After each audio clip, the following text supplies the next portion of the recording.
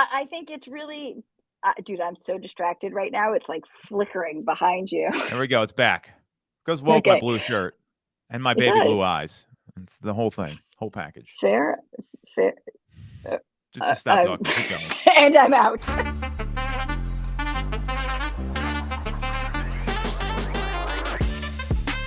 If you're not getting educated about current market conditions, whether you're in real estate, finance, accounting, you're an attorney, you're doing title work, you're doing yourself and your clients a disservice. This is the Knowledge Brokers Podcast. I'm Tom Toole. I'm here with my good friend, Lisa Chinatti, the biggest, baddest bitch in real estate coming from Massachusetts. And what I want to start with, Lisa, it's been another kind of nice, sort of stable economic week. The Federal Reserve did what they expected. Everyone expected them to do, which was raise rates 25 basis points. Mortgage rates retreated a little bit. Chairman Powell didn't put his foot in his mouth during his comments, which we're going to unpack as well. And it just seems like that there's I don't want to say calming sense, but a stable sense to the marketplace right now where people kind of know what it's going to cost them to finance a home. I don't know that we've been in that spot since maybe fall of last year. I think it's spring of last year, right? I think the rate increases started in June. Sure. And I go back to, it's been almost a year. Yes. So I agree wholeheartedly. So what are your people seeing? What are consumers seeing in the marketplace? I mean, it seems like everyone was kind of just waiting to hear what happened. That was my feel from talking to our agents, talking to other people in the industry. And when they came out and did what they expected they were going to do, and rates didn't skyrocket, because there's still this misconception out there that the Federal Reserve actually sets the mortgage rates, which isn't true. And a lot of consumers feel that way. It's not even, if you're listening to this podcast and you feel like that's happening, you might need to go back and study a little bit. But consumers tend to feel that way, and they only transact every Correct. 10, 11, 12 years. So are you feeling this stability here as we head into May? And what are your agents seeing? What are you feeling in the marketplace? Yeah, I think it's exactly what you said. I think we're seeing it both on the buyer side and the seller side, Mm-hmm. right? I think this week, actually, Mass and New Hampshire, biggest week yet for new listings. And it's been huge. I think buyer sentiment, if we look at the number of inbound buyer leads that have happened this week, I think we can see a noticeable uptick. I can see a noticeable uptick in the number of offers that we're writing. And I'm going to guess when we look back at mortgage application data, we're going to see that there's going to be an uptick in that as well. All positive signs. And I think the biggest thing that's going to continue to hold us back is still the lack of inventory. I think it'll start to ease, but I don't think it's going to go away. Yeah, I totally agree with you there. And if you look at Logan Motoshami and his HousingWire market tracker, which comes out every Sunday night, Monday morning, it's probably one of the things any knowledge broker should be reading on a weekly basis. And he breaks down the 3 lead indicators in the housing market, which are what we really need to be studying right now, because the lag data just never cuts it. And this has even lagged a week. But last week, what we saw from was an 8,260 active listing increase week to week, which was in line with what we saw the previous week. We saw purchase application data rise 5%, and obviously mortgage rates remain steady, and they actually ticked down a little bit after the Fed meeting this week. So I'm seeing the same thing. You've kind of taught a lot of us here. Look at your MLS and look at that active housing data that's coming on the market every week. I think this is something that every knowledge broker should be doing. And we saw, again, another big bump in inventory. It was in the Philadelphia metro area. We saw a little over 800 homes. And what we're also seeing is homes coming back to the market, which adds into those active listings. And I think people are taking that for granted. That was 10% of the homes that are currently available over the past 7 days in our marketplace, roughly, because some folks, and we saw this right prior to 2020, where they get in these bidding wars and they get a little hesitant and feel like they might have gone a little overboard when they lose these houses, or when they win these houses, and they end up backing out of the deal if there's like an HOA document review or some sort of contingency. So I'm positive this week. I feel like there's some stability, and my hope is that, the consumers are going to see that as well, especially as we head into the weekend.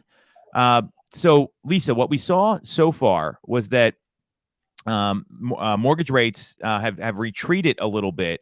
And a lot of experts feel like the spread on the 10-year Treasury yield based on where rates are is a little off. So where do you see more stability with mortgage rates? What are your predictions here with where rates go now that the Fed met? And we'll talk about Jerome Powell's comments here in a second. But what's your take on rates? Because this is another big talking point. I feel like all we talk about is inventory and rates. Yeah, it's the two biggest buttons right now, right? I do believe that I think we're going to see them get a little bit lower. I think especially with as more data continues to come out. I think we've talked about this in the past on this podcast, which is that the Fed has been acting with either a fire hose or bundles of wood to heat things up and cool things down as necessary. And we've not really had a time where we've given everything enough opportunity to fully take shape, right? And I think that this is kind of the start of allowing that to happen by being middle of the road with it. And I think we're going to start to see that data is going to show it's having the effect that it needs, and that we're at the end. That's my gut. I could be wrong, but that's my gut. Well, your gut is backed up by some experts here that are saying the same thing. So let me give you some quotes about this. So Logan Mohtashami from HousingWire, the lead analyst there, he was quoted yesterday, mortgage rate spreads are bad now, meaning mortgage rates should be a lot lower today versus the 10-year yield. And specifically, he said mortgage rates should be 5.55%, not 6.5%. So, I mean, that's in line with what you're mentioning. Another quote here. Go ahead. No, I was agreeing with you. Yep. Okay. Thank you. It doesn't happen often, I know, but I agree. It's not true. Okay. And we also have MBA president, the Mortgage Bankers Association, while they expect ongoing uncertainty in financial markets to keep mortgage rates volatile, he expects rates to ultimately fall below 6% levels. Specifically, we still anticipate they will fall, ending the year closer to 5.5%. And that's the MBA president and CEO, Bob Brooksmith. So we've got these people that are in the prediction industry, but they're also obviously heavily tied to economic data. That's their job. They're seeing things are going to come down. And the Fed, that doesn't mean the Fed's going to drop rates. Like that, I think that's the thing we need to be aware. And a couple of weeks ago, we talked about, hey, maybe they're going to start making some rate cuts. That's not really the case after Jerome Powell's comments here. So, what you're saying, Lisa, I think is in line because we have this inventory issue and that's what's driving demand right now. But if we had more inventory, you wouldn't see this feverish demand. And that's really the crux of all this. And it looks like inventory is starting to rise a little bit. Realtor.com did a really interesting study with some charts and graphs. And we'll put this one chart up here where it compares the last 5 years of inventory. And let me get to so it's newly listed homes. And if you look at, and then they also have what I find even more interesting is like the supply charts, because we're focused on newly listed homes right now. Everyone's saying what's coming to the market, what's coming to the market. If I'm a buyer, the best deal for me, what I'd be looking for, and this is what knowledge brokers should be telling their clients, is look at the home that's been sitting on the market a little bit, that you're afraid to give an offer because that's not what you've been trained to do the last 2 or 3 years. And on this total listing count chart, and I'll send this to our folks at BAM here to put up on the post op, is that we are ahead of 2022 total listing count. And a lot of people aren't feeling that way right now. And this is right about the time where the market started to shift a little bit last year. We had another 60-day run, and we got towards the beginning of summer around that July 4th weekend where things moved in another direction. We're behind the 2021 listing count. And right now at the end of April 2023, we're up 6.3% year over year in active homes that are available. And while everyone's complaining about inventory, bitching about inventory, which I get, we're still ahead of last year. So do you see that listing count rising later in the year based on where rates are? I mean, this is like the $1 million question right now. I do think it's going to increase. I don't know that it's going to be a flood of inventory, right? Like looking at those charts, I don't think we're going to hit the 2018, 2019 counts, but I Yeah. think we're going to surpass the 2022, 2021, and 2020 counts. I think it's going to be one of those middle years. I think a lot of what people are feeling is, if I look at my MLS, the pendings are down, right? And Hmm. there is some correlation between the actives and the newlies and the pendings, but what we're all feeling more so than anything is that the pendings are down, and it's also very regional. Um, Hmm. One of the fun things that I've been doing is going back to look at how the gap in the pendings is actually starting to tighten up. The gap started the year at about 35%, where we were down in the pendings about 35%, and Hmm. we've tightened the gap by about 10%. And I think that, and that's looking same time of the year over this year over year. I think that there's some really positives that can be taken away from looking at the data slightly differently. So you mentioned pending listing count. So on this research from realtor.com, they did a really nice job with this. I thought the visuals made it really easy to understand with people. If you Yep. look at the 2023 numbers, while the pending listing count is down 22.5% year over year, if you go back to 2019, we are almost even with that Yep. number. And the challenge is that we saw these incredible pending sale amounts happen in 2020, the second half of the year specifically. Yep. 2021, bananas. 2022, still a good year, but we're coming off these highs. And if you look at what happened in 2012, where at the end of that year we saw just about the same amount of homes sell, but now we've got 600,000 more real estate agents. Like that's what the knowledge brokers are understanding right now, that there's more competition for less homes than what we've seen over the past couple years. And this is the stuff you got to educate your clients with, because 2019 wasn't a bad year to buy or sell real estate. I think a lot of people felt pretty comfortable in those decision-making phases, and it maybe wasn't as fast-paced. People were educating more than they did after the post-pandemic sort of hype that happened. So this to me is pretty interesting, that this research that they're putting together here. Super powerful. Yeah. And I think something really good to share with consumers because of your point that it's super visual. Well, I always look, I love mean, looking at the drop for 2020. It's always fun. yeah, thank you, It's crazy. COVID-19 and the government. So speaking of the government, Jerome Powell spoke. This usually goes one of two ways: horribly wrong for the markets, or hey, this guy didn't say anything stupid this time. I'm being a little over the top here because his comments hold a lot of weight in the marketplace. Let's call it what it is. He's the chairman of the Federal Reserve. So I'm going to run down, and I want your take on this stuff, Lisa. I find this to be very interesting. I'm going to run down the big market moving comments according to CNBC after the latest rate hike, and I want you to give me the Lisa Chinatti take. I want to hear what you have to say. This might be one of your fun things that you do in your free time, like look at charts, like you just said. So let's get into this. So the first thing that he said, and he came out, is that investors seem to have turned their attention to specifically the comment that he made, that the rate setting committee has a view that inflation is going to come down not so quickly. It will take time. And in that world, if that forecast is broadly right, it would not be appropriate to cut rates, and we won't cut rates. What do you think about that? I actually somewhat agree with that. I think that while it's coming down, I think that cutting rates will create volatility that we do not need right now. I think they need to stay where they are, let it fully shake out, give everything time to actually see what the impact is going to be before we end up cutting and then increasing even more. Well, I agree with you there as well, because look what happened in 2020. They cut rates way too fast, and then they didn't rise Yep. them quick enough, or raise them quick enough, and it kind of got us into the situation in the first place. I mean, Yep. if rates would have come back up, let's say fall of 2020, right, when things kind of, kids were going back to school part time, all that weirdness. Like my kids were in like split classes. They only have 22 kids in their class anyway. They were going 10 and 10 half days.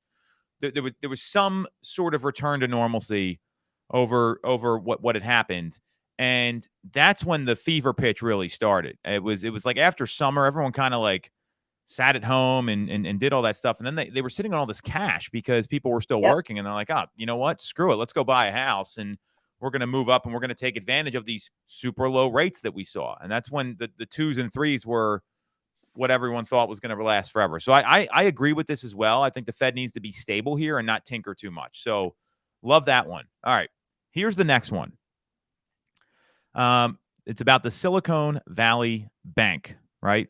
So he said that the run on the bank was historically unprecedented and will need to be addressed by regulators in the future. Specifically, the comment was the run on the bank was out of keeping with the speed of runs through history, and that now needs to be reflected in some way in regulation and in supervision.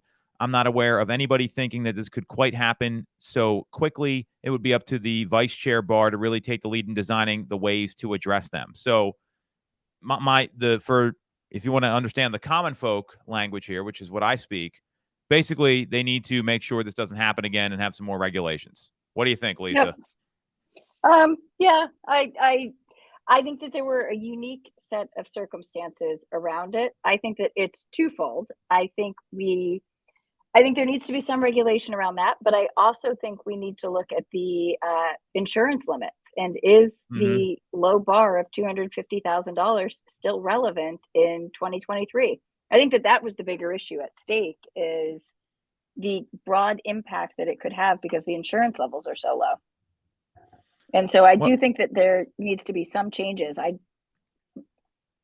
question which of the changes that we need to focus on. You bring up a really great point about the FDIC insurance coverage.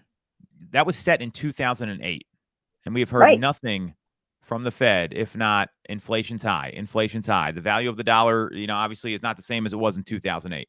So you've got to look at these things. I would argue one of the things that, this is outside of this comment, this particular segment here, but we talked previously about capital gains tax exemptions. That was set in 1997, right? So you're putting these numbers out there that aren't getting adjusted, and it's no matter what they are. If we're going to talk about how inflation is such a problem, you've got to adjust the protections in line with inflation. You can bring it down, but the numbers aren't going to go down. Like housing values aren't going to come down.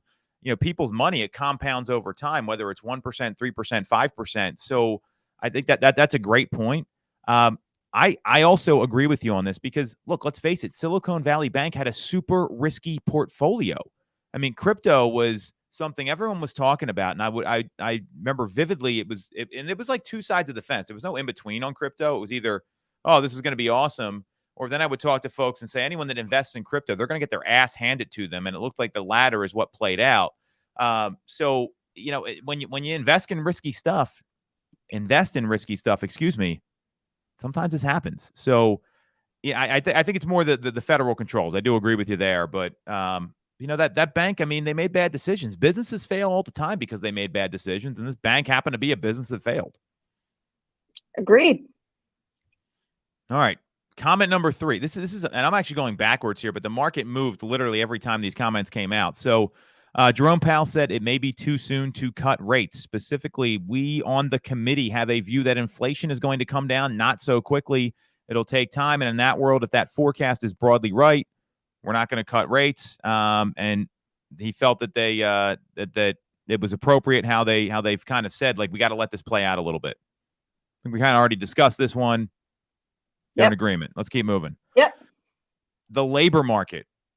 The initial signs of weakness in the labor market suggest that a path to a soft landing for the economy is not off the table.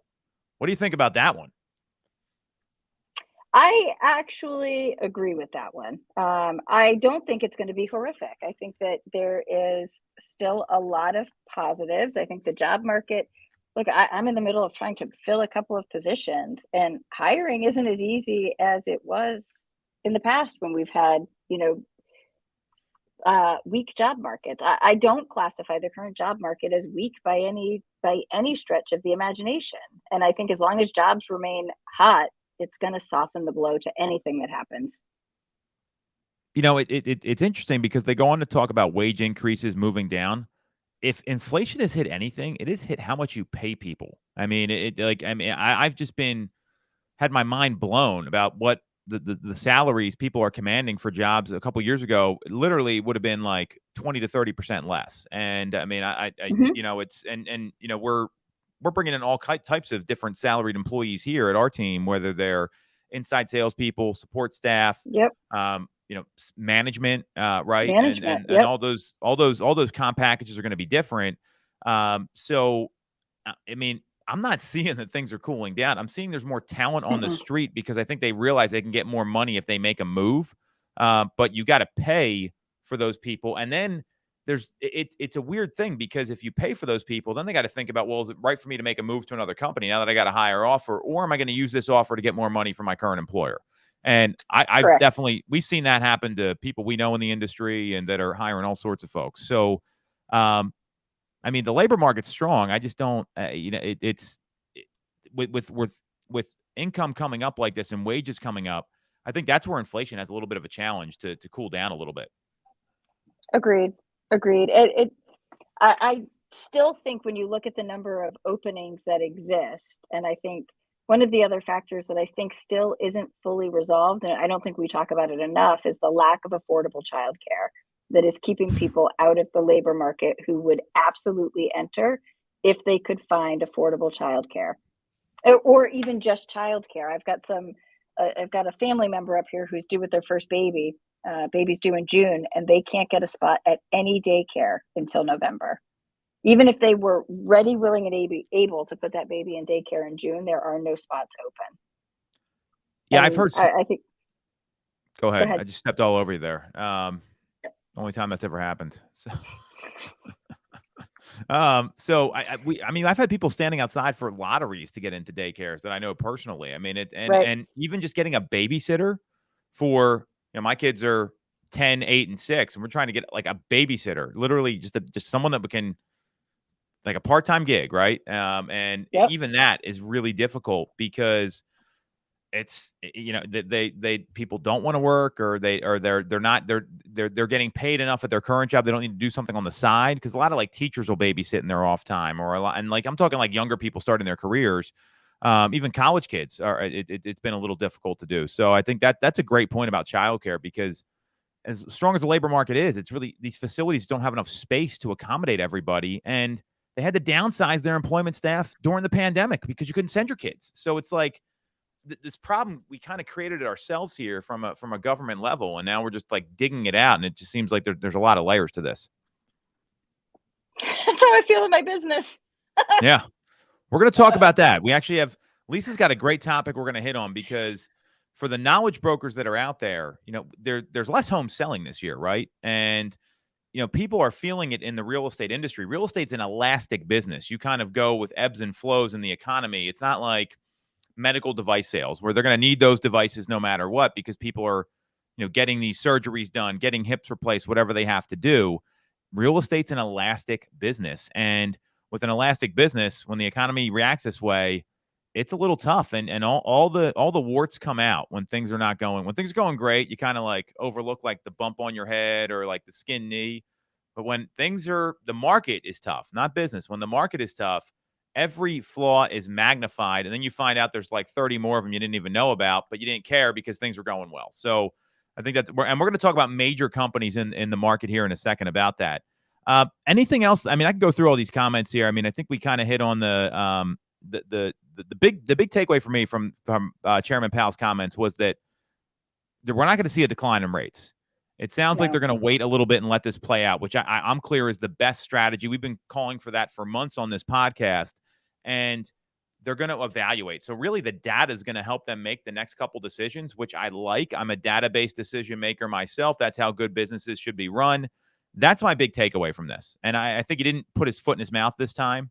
And the markets reacted favorably. I mean, we were getting quoted 6 1/8 on rates yesterday after the comments came out. So I don't have a number yet today on Friday the 5th. Cinco de Mayo, Lisa. We'll ask you if you have any plans later about that. But that's my big takeaway from Jerome Powell. Anything you want to add? Nope. I think that's spot on.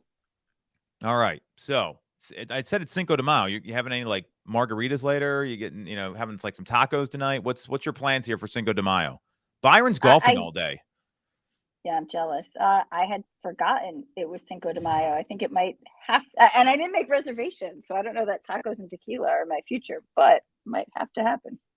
I mean, I'm sure you can get it delivered with like some sort of delivery service from Drizzly or something like that. Maybe we can get them to be a sponsor on the Knowledge Brokers podcast here. So I'll be watching the Sixers game tonight at my house, so that will be my plans. They're playing Boston, big game, Lisa. I know you're a huge basketball fan. Yeah, who's going to win? Can you name 2 players on the Celtics? That's my first question for you. Not right now. Okay. It's going to be a good game. I'm a little nervous, but we'll see how it goes. So back to let's talk about what you mentioned here. I think this is really interesting, and you wanted to bring this to the table, so I'll kind of let you take the lead with it here about Inman breaking a lot of news about some of the bigger companies are feeling the pinch in the real estate market, just like a lot of local companies, teams, individuals. I've heard this from a lot of folks. So you brought this to the table this morning, so please share.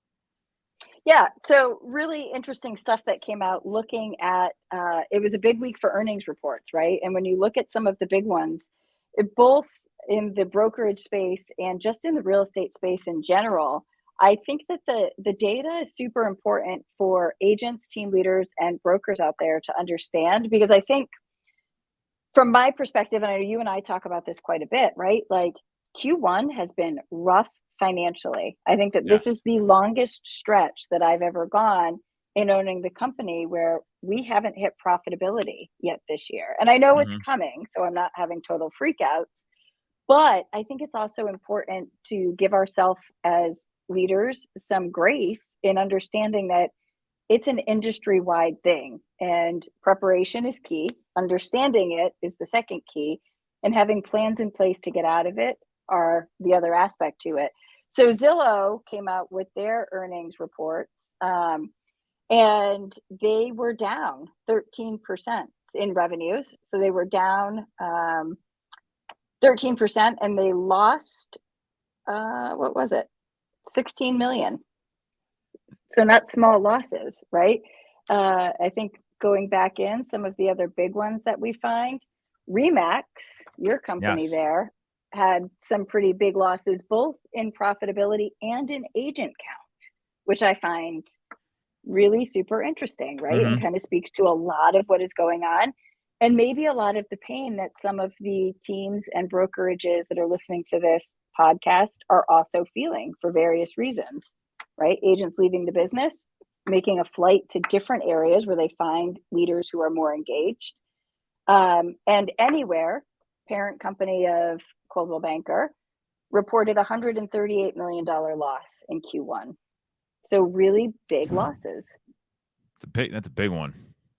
Yep. Yeah, it's and like I said, I mean, I heard this on Gary Keller's Think Like a CEO podcast. Still one of my favorite follows in real estate. And he talked about how like this sort of market, and this has been a long time coming, by the way. I mean, we've been on a run since 2012 where everything was just going great for real estate agents. People thought the market was going to crash, then COVID happened and all this other stuff. So, a run that long, and a 10 to 11 year run is unprecedented with economic cycles. And I think that's the first thing to acknowledge here is that, we've been very fortunate. And I feel like we've been getting our teeth kicked in the first quarter, Lisa. I don't know about you. I don't want to give you some weird gummy smile right now because that's what's been happening. So when I look at this, I think it's you got to get real with the brutal facts in your business. And that's what knowledge brokers are going to do. If they're really looking at their business and, hey, what's actually working right now? Where am I actually generating business from? Where's something that I have that it's a lead pillar that I think I get a lot of business from, but I don't track and measure anything. And you know what? It's actually costing me money, right? We've all had those. I've had that happen in my business. I've made that that mistake. I know we have this conversation constantly off the pod, and these businesses are feeling the same way. You're talking about iconic companies here. No matter who you're with. Anywhere with Coldwell Banker, Century 21, that the whole Realogy branding, they rebrand it, whatever. Zillow, right? Saturday Night Live skits are made about Zillow. Remax. I mean, everyone knows the balloon. Like these are all large companies, and they're feeling this. And the agent count thing I want to get to in a second. But you've got to get real with what's going on in your business. And if you haven't sat down and tried to see where you can trim your budget, and I would argue it's not just a trim. This is like bringing the machete out and cutting anything out that's not going to be profitable for you. And I'd be looking at any line item that's even more than $100. We've had this that stuff adds up. And there's so many agents out there that they subscribe to all these things. They don't use the resources that they have. And you're paying for stuff you're like, oh, I'll use it. I'll use it. But then it's been 6 months and you still haven't used the freaking thing. So you're wasting money that way. And part of running a business, part of being a knowledge broker with a sustainable and repeatable business is understanding how to review the P&L and understanding where your money's going, because you're still selling houses. There's houses to be sold. And the number that matters in real estate is the profit number, not your GCI, not the top line revenue number. It's the bottom line. Just like these publicly traded companies get graded on by their investors and the people that own parts of the company. Absolutely. Yeah. And I think it's super important. I think one of the mistakes that I see agents making a lot right now is giving up on some of the stuff that has worked historically and investing money into new things, thinking that they don't need to continue to invest the money, say, in their sphere and the nurture programs that they had for their past clients, because they think it's already just going to happen.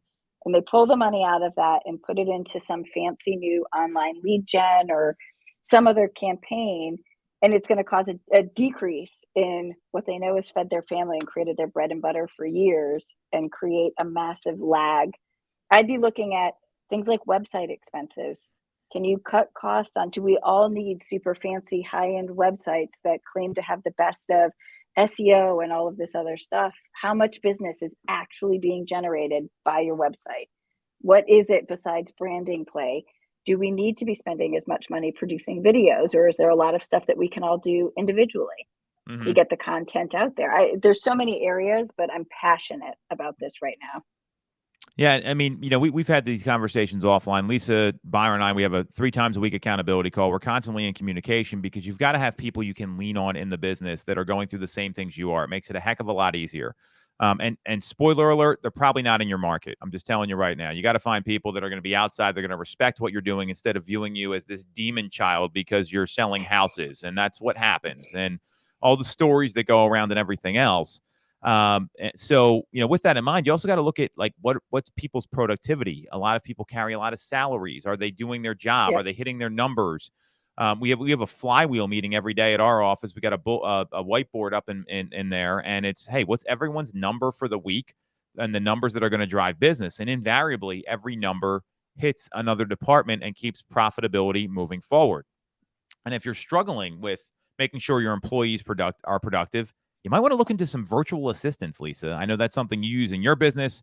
I use them in mine. And you may not know there are some things you can delegate to a real estate virtual assistant. And here's a list of some of those things you can hand off to a VA to make your life easier so you can focus on what's most important, which is typically having conversations, setting appointments, writing and negotiating contracts.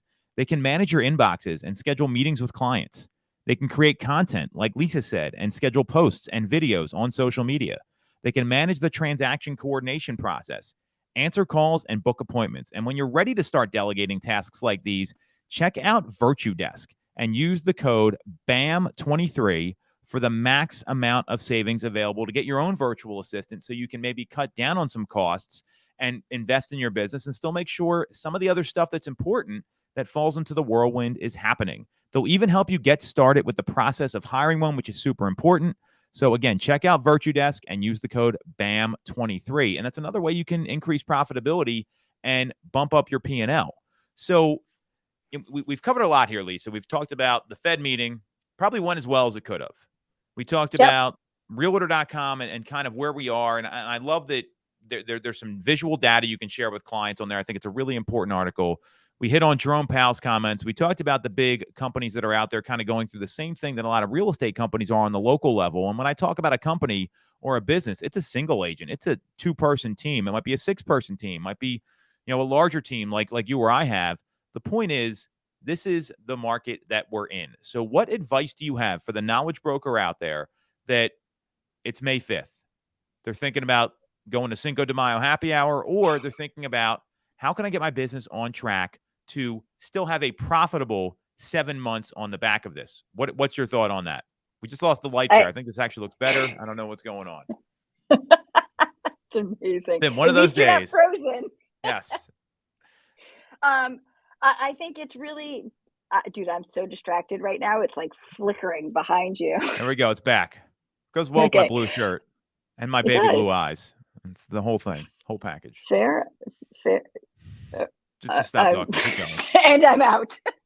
Yeah, goodbye. Last episode of Knowledge Brokers without Byron. We got another snort. This is 6 snort count going through the last 2 weeks. So I'll tell you what I think agents should be doing, and then Lisa can get her life together here. So what I'm clear on is that there's still a lot of opportunity left in the year. You've got 7 months left to work on your business. And we talked about inspection on the P&L, inspection on the profitability. That's what knowledge brokers are doing. I would argue every agent needs to go into their lead flow and their CRM and inspect their communication with their clients, giving solutions, not just saying, hey, no, the home's sold, we can't see it. You've got to think about every conversation you have as an opportunity, and they weren't treated that way the past couple of years. And let's just call it what it is. This is across the board. I mean, and this is ridiculous with these lights. So you've got to, inspection is going to be the key here no matter what happens. And I would argue you want to inspect your lead follow-up, inspect your lead communication, and inspect your P&L. And if you do those 3 things and amp up your conversations and talk to more people, you'll meet more of them, and you'll be able to sell them houses in the second half of the year now that we've got some stability in the market. I wish the blinking was timed with your points. Like, it would have just been amazing if it was like, you should inspect, blink, conversations, blink. Anyway, this is I'm burning down the studio after this. For me, I'm going to go back to the P&L stuff. I'm passionate about financials, but I think you done being a 12-year-old boy? I'm waiting for the blinking to stop. I think it's important not just to look at the P&L from the past tense, but I think every agent out there needs to be reassessing their budgets and potentially reassessing goals and whether they're realistic to accomplish the goals that they set at the end of last year heading into this year. And if the budget was based around those goals and those goals have changed, I think it's time for everybody to be reassessing budgets on a move forward so that you can make a healthier P&L. If revenues are at, like for us, revenues are at about 70% of what we were hoping to be at, and we've got to adjust our budgets to be at about 70% of what we forecasted. And there's some hard conversations, but that's the way to navigate back to profitability and to get to a point where we're still a healthy, sustainable business. And the knowledge broker knows whether they're a healthy, sustainable business. They're looking at numbers. They're and you don't need like an accounting degree to figure this stuff out. I mean, talk to your accountant, have them help you with it. I mean, I imagine you could probably hire out some bookkeeping at a very low cost. I know I have my accountant does all our bookkeeping. It's a few $100s a month, but we have a P&L that gets produced. We look at it regularly. We inspect it. That's what business owners do. And when you have a real estate license, you have a business. And this is what so many people don't realize. So I love the inspection. I think if you're not happy with something, go look at the data. And every single time the data is going to tell you what's going on. So you're not sitting around guessing. Agreed. So that's what we got for this week's episode. Excellent. This is the best episode we've done yet. I think it's because Byron's not here. So we're going to keep it up. Lisa, any parting shots here besides I don't even know. This whole studio setup's driving me nuts. We're going to revamp the whole thing. Byron mocked my little temporary office here, but I'm going to tell you my little temporary office has never had as many troubles as your 2 studios have had. So I mean, this is just our permanent office, and it's a room that we made into a studio. So it's not like I don't have the fancy setup with the monitors like Byron does down at the BAM headquarters in Southern Florida. Well, he's probably getting who do you think's winning this golf tournament, by the way? So you got Dan O'Neill, you got the broke agent Eric Simon, and Byron. And then you got all these people that are going to their mastermind. Who do you think's going to win? I have no idea. I don't know anything about golf. Well, let's be real. Dan O'Neill is still hungover from the party last night. Actually, wait, it's only Friday, so he's not hungover yet, right? I don't know. I know it's not Dan. How about that? Yeah, I don't know. I don't know who's the best at golf, so I have no idea. I'm going to go with Eric because he's tall, and I think he might be able to really hit some drives with that lengthy swing. And Dill's probably got the most free time out of the 3 of them to play golf. And he lives in California. Well, Byron lives in Florida now. So it is Byron's home course, though. So that might be a little bit of an issue. So we're going to ask him the scores next week. So you're going not Dan. I'm going to say it's – so I'll pick who I don't think is going to win, and we'll see who it is. So I'm going to go with I think Eric might beat Byron here. So let's and that's going to tick Byron off that nobody picked him. So we'll go with I think Eric's going to win. You think Dan is coming in last? We'll see what the actual shots are. More importantly, this is the Knowledge Brokers podcast. Hope you guys got some value out of it. Remember, the more you get educated, the better you can serve your clients. And every client you have is a current client. Don't get into that past client mindset. It's where a lot of business is coming from right now. That's this week's episode. Go get some knowledge.